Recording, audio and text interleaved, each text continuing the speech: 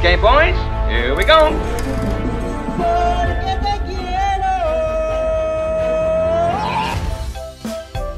Halo pasukan celeng, apakah kalian pernah membayangkan sebagai robot ataupun punya pacar robot?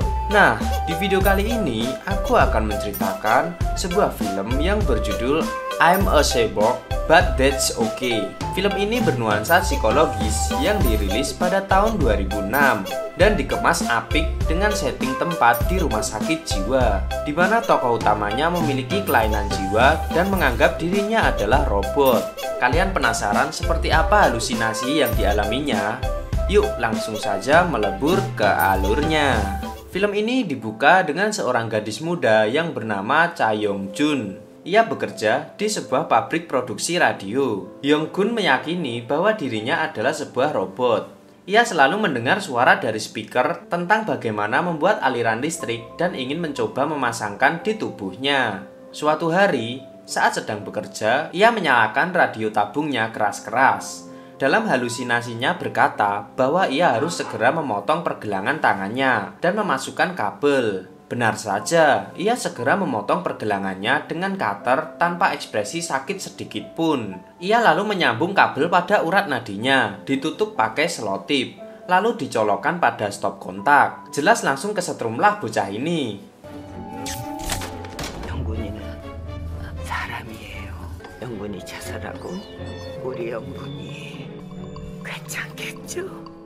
Akhirnya, Yonggun dibawa ke rumah sakit jiwa. Saat dokter mencoba mencari akar dari psikologis Yonggun, ibunya cerita jika neneknya juga mengalami hal yang sama, yaitu schizophrenia. Bedanya, nenek menganggap dirinya adalah seekor tikus dan hanya mau makan lobak. Setiap hari, ia selalu memberi makan anak-anak tikus dan menganggap seperti anak kandungnya sendiri. Menariknya, hari pertama di rumah sakit jiwa, ia sudah diajak berkeliling oleh penderita mitomania, yaitu pasien yang memiliki kecenderungan berbohong terus-menerus. Dengan lihai, pasien ini berlagak seperti seorang suster dan memperkenalkan jenis-jenis penyakit yang diderita orang-orang di sekitarnya.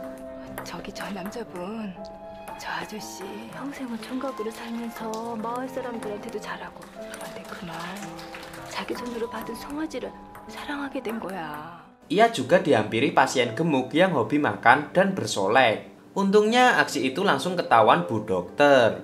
Dokter yang menangani Yonggun masih bingung dengan penyakit yang dideritanya. Pandangannya tak fokus, dia tak mau makan dan hanya berbicara pada pasien penjual minuman.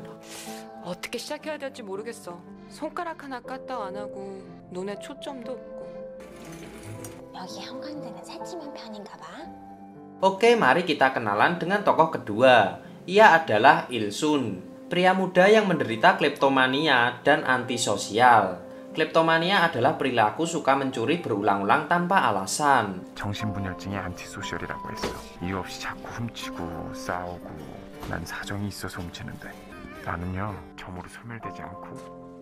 Ia meyakini jika ia sedang gugup atau sebal akan menyusut menjadi titik alias tubuhnya mengecil. Dan untuk mengurangi gugupnya, ia akan segera gosok gigi. Ia juga selalu memakai topeng kelinci yang dibuatnya sendiri.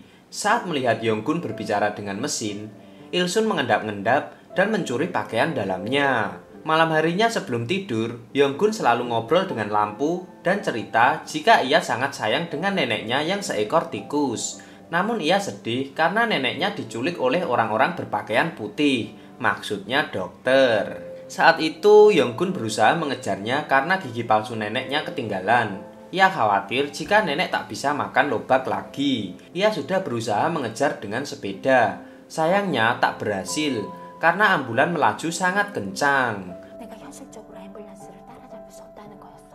Esok paginya, ia ngobrol dengan jam dinding jika baterai tubuhnya hampir habis. Tubuhnya mulai lemas dan lampu-lampu di kakinya mulai tak menyala. Ya gimana nggak lemas? Sudah berhari-hari Yonggun tak mau makan. Ia sibuk mencari cara agar bisa mencarger tubuhnya. Ia juga curhat pada mesin telepon. Lalu wanita gendut yang suka skincarean datang menghampirinya dan mengajak makan siang. Namun melihat Yonggun yang hanya diam saja, wanita gendut itu langsung melahap jatah makan milik Yonggun. Sedangkan Yonggun lebih memilih menjilati baterai. Itulah cara dia makan selama ini. Malam harinya, Yonggun menyalakan radio tabung yang berisi tutorial menjadi robot yang baik. Ia diam hening sambil meresapi semua suara-suara dari radio itu hingga tertidur. Hari pun berganti. Tibalah saatnya sesi diskusi kelompok untuk menggali akar psikologis tiap-tiap pasien. Semua pasien mengeluh banyak kehilangan. Ada yang kehilangan kemenangan, kehilangan nafsu makan, kehilangan ikat pinggang, bahkan kehilangan ingatan. 탁구를 도난당하셨나봐요. 갑자기 식욕이 싹 사라져서 허리 고무줄을 일주일씩이나 훔쳐갔던 자도 바로 저자입니다. Mereka semua menuduh Ilsun sebagai pelakunya. Alhasil, diskusi itu pun bubar karena mereka berantem. Ternyata Yonggun mulai menyadari jika pakaian dalam yang seharusnya dipakai hari Kamis hilang. Dan ia segera tahu jika Ilsunlah pelakunya. 엄마 너 때문에 집 나간 거 아니라고. 좋았어, 좋아. 인정. 어젯밤에 모기를 훔쳤어요. 누구 모기? Dia lalu curhat pada mesin minuman. Saat selesai makan siang, Yonggun berusaha mengikuti Ilsun. Ia langsung sadar jika diikuti dan balik mengejarnya dengan cosplay jadi kelinci. Yonggun yang ketahuan langsung kabur masuk loker jam dinding. Kita pun dibawa ke masa lalu.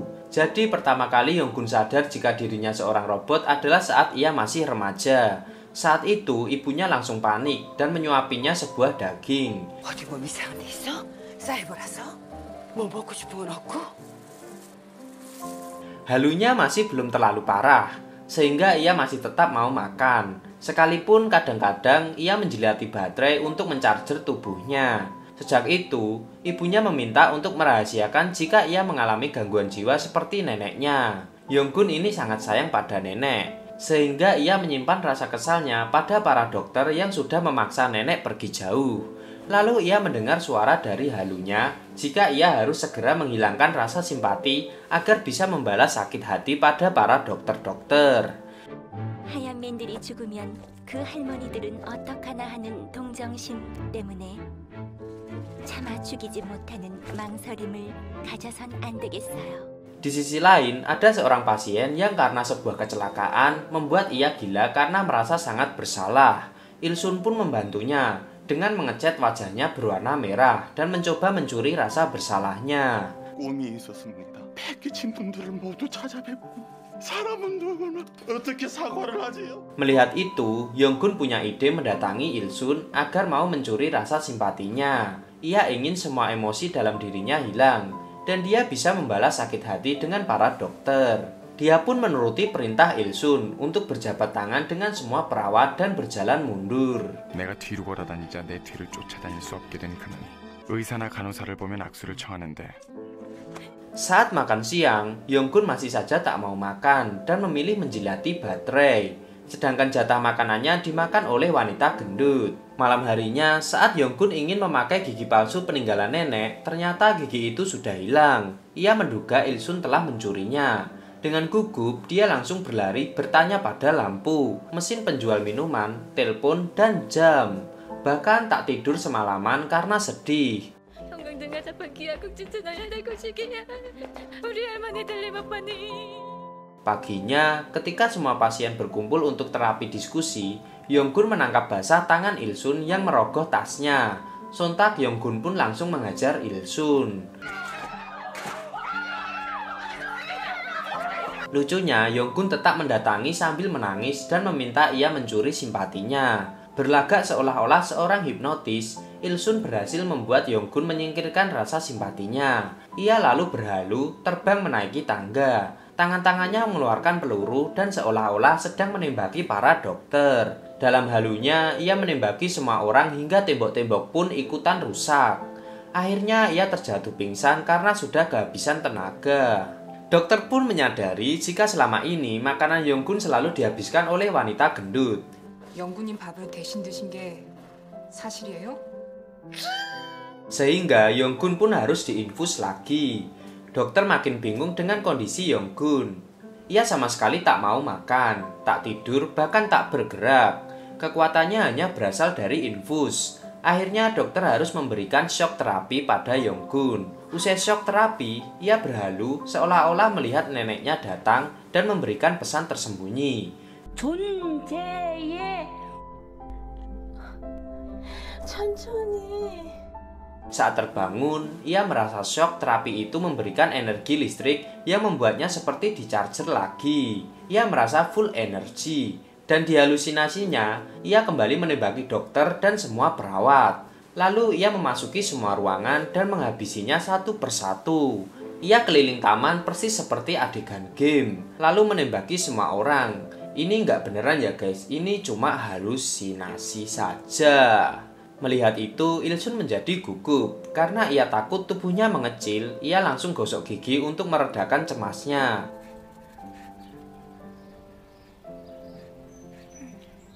Yonggun pun kini diisolasi karena habis mengamuk hebat.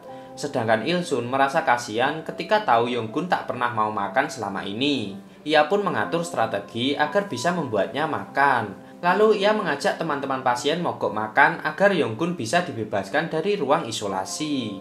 이대로 사흘만 더 굶으면요 차영군님 죽습니다. 무슨 말인지 아시겠죠?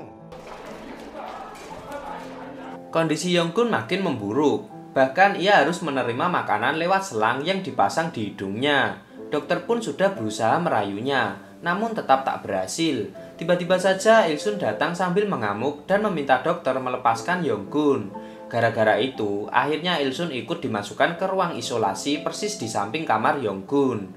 Setelah semua dokter pergi, mereka pun berkomunikasi lewat telepon kaleng. Lalu Il-sun memberikan sebuah kaos kaki yang dianggap bisa membuatnya terbang. Yonggun pun mencobanya. Dengan merentangkan tangan dan kaki digosok-gosokkan, alhasil ia pun berhalusinasi sedang terbang ke sebuah padang yang sangat indah. Lucunya, Il-sun ikut bernyanyi mengiringi halusinasinya Yonggun. Dalam telepon kaleng itu, ia jujur jika dirinya selama ini adalah robot. Ia akan meledak jika makan. 사이보그지만 먹어도 괜찮아.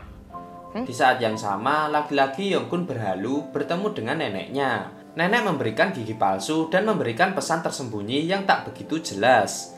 할머니가 등 보고 싶을 때만 한 번씩 껴. Setelah itu, nenek terbang ke langit meninggalkannya. Benar saja, esok harinya ibu datang memberitahukan jika nenek sudah meninggal dan dikremasi 1 minggu yang lalu. Yonggun pun awalnya berniat mengubur gigi palsu nenek, namun tak jadi karena ia tak rela. Ia sangat sedih kehilangan nenek, walaupun menurutnya bagi seorang robot ia tak boleh merasa sedih. Lalu datanglah Il-sun dan menciumnya.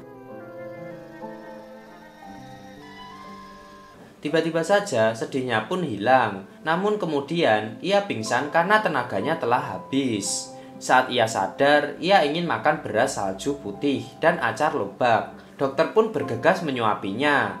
Sayangnya ia tetap tak mau menelan beras itu. Il-sun pun membuat rencana agar Yonggun bisa makan. Ia mengendap-endap masuk ruang genset dan merakit sebuah alat yang ia namai nasi Megatron. Ia berusaha meyakini Yonggun bahwa ia bisa memasangkan alat pengubah makanan menjadi energi listrik. Jadi ketika ia makan nasi, alat itu akan mengubahnya menjadi listrik. Yonggun pun percaya dan alat itu harus dipasang di punggungnya. Saat akan memasang, mau tak mau Yonggun melepas bajunya. Il-sun menahan rasa gugupnya dan tetap menjalankan operasi ala-ala profesor gitulah. Dengan seolah-olah menggunakan silet, ia mencoba membuka punggungnya. Padahal aslinya ia hanya menggambarinya dengan spidol. Tapi yang penting Yonggun percaya jika alatnya sudah terpasang dengan baik di punggungnya. 제가 이번 기회에 이것저것 감사드리고 싶긴 한데. Esok paginya saat akan sarapan, dengan menggeret tiang infus, Yonggun diajak untuk makan. Semua pasien di sana tahu jika sangat mustahil bagi Yonggun untuk bisa makan. Namun ternyata instruksi yang diberikan Il-sun berhasil. Dengan perlahan ia mengajarinya memegang sendok, mengambil nasi, dan mengarahkan ke dalam mulutnya. Sontak semua pasien di ruangan makan itu greget melihatnya. Namun sayangnya Yonggun tiba-tiba panik dan lari. Ia sangat takut tubuhnya akan meledak jika makan nasi, dan mesin nasi Megatronnya rusak. Il-sun pun berusaha meyakinkannya dengan memberi jaminan servis seumur hidup. Mendengar garansi itu, ia pun mau mencoba makan lagi, memasukkan nasi ke dalam mulutnya, mengunyahnya, dan terakhir adalah menelannya. Dan dalam hitungan ketiga, ia pun berhasil melakukannya. Seketika ia merasa tubuhnya membaik. Dalam halunya, mesin nasi Megatron telah bekerja dengan cepat dan mengubah nasi menjadi energi. Ilsun pun sok-sokan mencoba mengecek mesin buatannya dengan menatap lekat-lekat dada Yonggun. Semua pasien di ruang makan itu pun bersorak atas keberhasilan Yonggun menelan makanan. Sejak itu, Yonggun mau makan nasi dan menjadi lebih dekat dengan Ilsun. Karena kondisinya mulai membaik, dokter pun mencoba menggali lagi apa penyebab ia tak mau makan. Ia pun bercerita di masa kecilnya dulu, ia sangat senang menghabiskan waktu dengan neneknya. Namun suatu hari, ibu datang dan mematikan radio tabung buatannya. Nenek yang menganggap dirinya adalah seorang tikus pun ikut ketakutan dan bersembunyi di bawah meja. Ternyata hari itu, nenek dibawa ambulan ke rumah sakit jiwa. Itu menimbulkan trauma yang mendalam bagi Yonggun. Setelah mengungkap semua kesedihannya, ia pun jujur jika selama ini menganggap dirinya sebuah robot. 괜찮아. 이제 선생님이 알았으니까. Kini terbongkarlah sudah rahasia Yonggun. Dokter pun juga merasa lega karena bisa menemukan penanganan yang tepat untuknya. Akhirnya Yonggun pun mau memakan kue manis yang diberikan dokter. Saat jam bersantai, Yonggun menceritakan mimpi berulang-ulang pada Ilsun, di mana neneknya menjelaskan tujuan dari keberadaannya di bumi. Sambil mengeja lewat gerakan bibir, akhirnya terpecahkan bahwa sesungguhnya Yonggun adalah bom nuklir yang memerlukan sambaran petir untuk meledakkannya.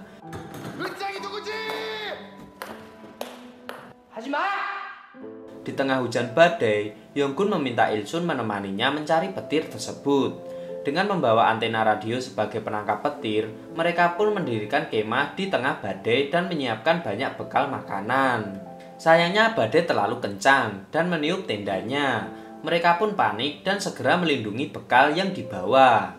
Saat akan menyelamatkan botol wine yang kemasukan air, ternyata tutupnya hilang. Ilsun pun segera menyumpal tutup botol dengan jari kelingkingnya. Badai petir pun datang. Yonggun tampak senang dan menanti-nantikan suara petir itu. Sayangnya petir tak segera menyambarnya. Ternyata tanpa sepengetahuan Yonggun, Ilsun sebenarnya menempatkan tutup botol wine di atas penangkal petir darurat agar dapat melindungi mereka berdua. Ya, sama seperti saat ia membuat alat nasi Megatron untuk membuatnya makan. Itu semua ia lakukan untuk melindunginya tanpa mematahkan semangat Yonggun. Kisah cinta yang unik ya guys. Akhirnya mereka pun menghabiskan malam berdua, menggosok gigi bergantian dan berpelukan hingga pagi. Jalan-jalan beli tomat, dan film pun tamat.